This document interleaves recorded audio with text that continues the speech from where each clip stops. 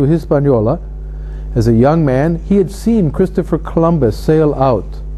Remember, after the Reconquista, when the Spanish Christian kings defeated the Muslim armies and expelled Muslims and Jews from Spain. It was a really astonishing crime that was committed against them.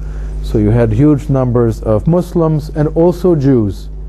So all the way to Turkey, you had, until very recently, whole villages of Ladino-speaking Jews, Jews who spoke a form of medieval Spanish, who had been expelled to escape this.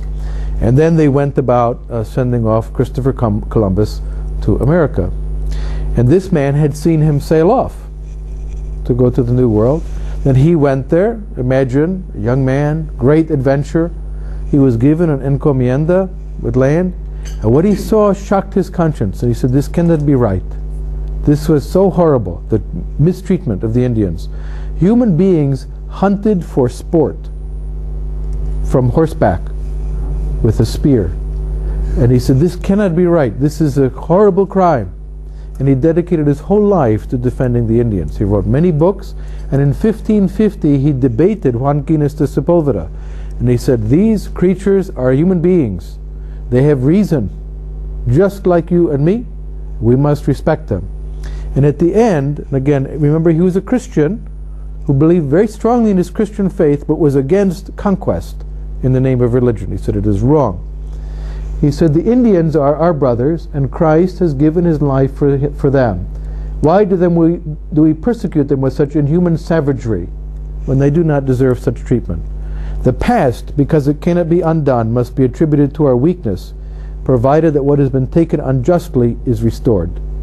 And it's a very magnanimous attitude. I think a man of a great soul. He said, you cannot undo the wickedness you did. You cannot undo the past, but you can give back what you took. You can restore justice to these people. When he was a bishop, all of the priests in his area were told never to give the last rites to a slave owner.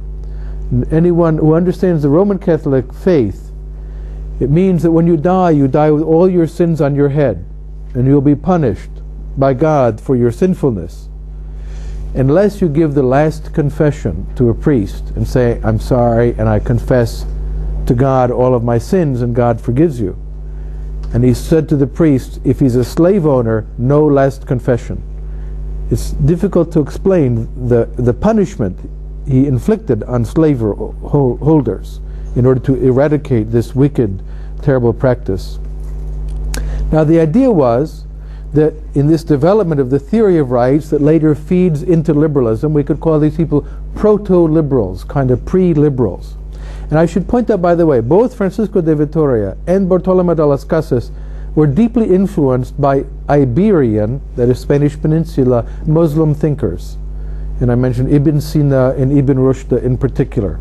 They do not quote them because it would have been very hot water for them as Christians to quote a Muslim thinker. But there's no question that they're quoting from Muslim thinkers who articulated the ideas of justice and rights and respect before them. Most notably, Ibn Rushd was the most significant.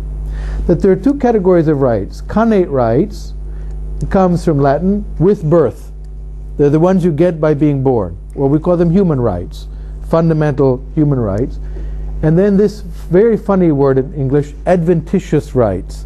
It means rights that we acquire. So for example, this beautiful pen of mine, which has a pen in the end, it has a USB thumb drive in it, and a laser pointer. This is basically a wonderful toy. It's mine. I'm the only one in the room who owns this particular thing. All the rest of you have the same right I have to your life and your freedom. But I'm the only one who has the right to this. Right? I acquired it because I did certain things. Namely, I bought it from someone when I was in Kenya. I gave someone a bunch of money and they gave me this thing. No one else in this room did that. Am I right? Okay. If I owe money to someone, I owe it to just that one person, not to all of you. Right? So if we have basic rights and we exercise them, then we can acquire these adventitious rights, each one of which distinguishes us. All of us have a different bag of these rights. Just look at the different clothes you're wearing. They don't belong to us collectively. Right? That would be a strange world in which we all collectively own our clothes, and then in the morning you go see what other people didn't take. Imagine how dirty your clothes would be. Just like the collective Soviet kitchens, when no one would ever do the wash-up afterwards. So we all have our own set of clothes, our own particular set of rights. Now liberals tend to believe that the best arrangement is to have basic rights that are well defined but very few. There are only a few basic rights. Life, liberty, and the pursuit of happiness is how the American founders put it. Right? They didn't say life, liberty, an iPod, self-esteem, health care, holidays. They said life, liberty, and the pursuit of happiness. This is pretty basic. All the other rights, the right to wear this jacket, this is a nice mixture of wool and silk, which I bought. I'm the only one who has the right to wear this particular jacket. All those rights we acquire in various ways through exercising our basic rights. And then we can create our own individual unique identities by the clothes that we wear, by our homes, our objects, the art that we have, all those different things, the music that we listen to. Now that view, however, was challenged by advocates of the welfare state. They argued that the purpose of the state was not to secure your right to pursue happiness, but to deliver happiness to you. That's what the welfare state is for. It's to give you your welfare. That the purpose of the state is to make you happy. Whereas the liberal view is the state can't make you happy. Right? Actually, no one can make you happy. You have to do it yourself. It's a do-it-yourself job. DIY, as they say in Britain. So you have to make yourself happy. What the state can do is to guarantee your right to do that by protecting your freedom, by protecting your rights, by securing justice. But happiness, that's for you to achieve on your own. It cannot be delivered to you. And the same with welfare. Welfare is not something that can be given to you by other people, your happiness. Now the change was rooted not just in ideas, but in power.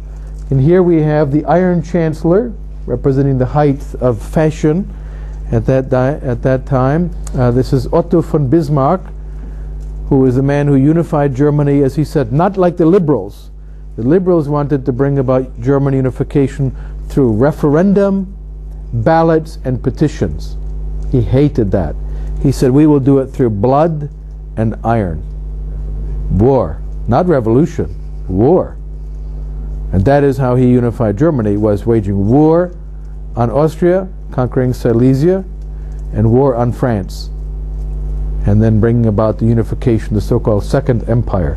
I lecture a lot in Germany, and I always get into discussions because Germans are taught that the second unification, the Second Reich as it was called, was the high point of European history.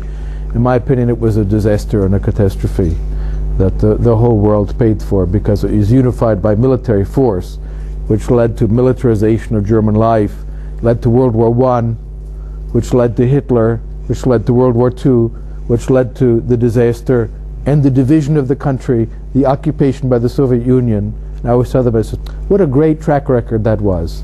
A really very successful policy. But Otto von Bismarck was the creator of the welfare state. He is acknowledged to be as such. He did it for political reasons. He saw the welfare state as a key to developing political solidarity and nationalism. As he put it, he had lived in France long enough to know that the faithfulness of most of the French to their government is largely connected with the fact that most of the French receive a state pension. And the big element of the welfare state that he created was compulsory state pension system. The idea was explicitly to make us dependent on the state. Not independent, living from your own savings, but dependent